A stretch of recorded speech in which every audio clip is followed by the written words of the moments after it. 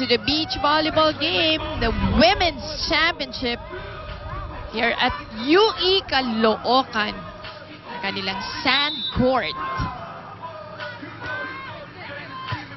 Excellent serve by Pineda.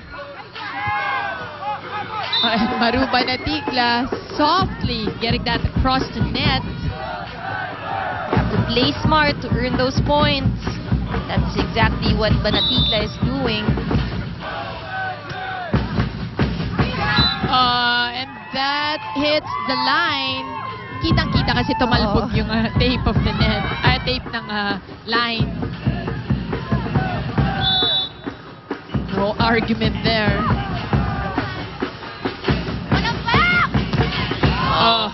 Great play.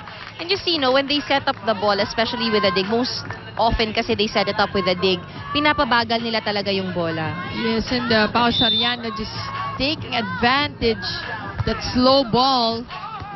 And rarely do you see them go for the block. And a violation call. It's overreaching violation called against Maru Banaticla. Maru clarifying that call. See that Call once overreaching. again.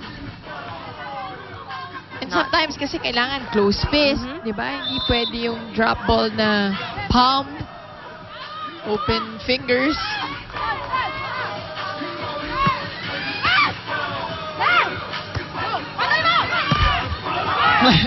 You can hear Judy Caballero saying, paluin mo. And Maru Banaticla just hit the tape of the net, but nevertheless getting the point.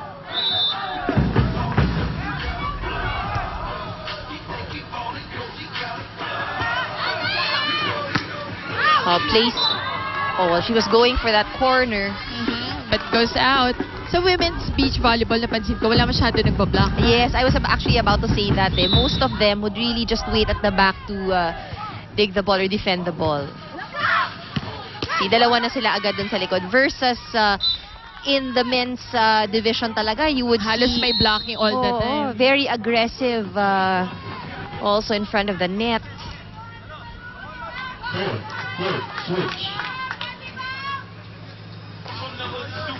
So it's Sheila Pineda to serve.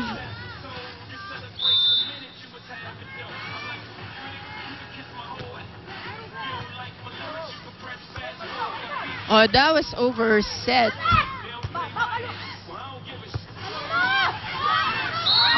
And a net violation called against Adamson. So this time it's USC getting the break.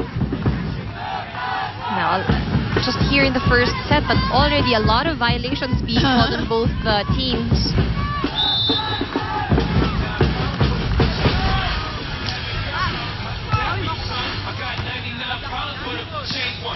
Oh, but the Banaticla ready for that roll. Oh, look at that. Perfect setup for Soriano. That's right. And that deserves a second look. Soriano, right smack in the middle. And for women, like with the point that you said na mas konti yung blockers, it makes it easier for them to really hammer the ball down. Kasi nakaka-set up sila for the approach.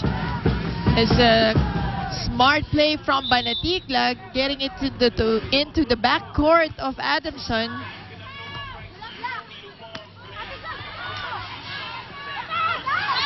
Oh, and that was too much, wanting to go the same way as how she got that previous point.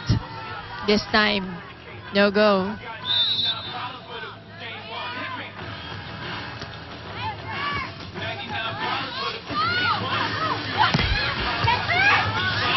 Chance for Adamson. Oh, and that goes over.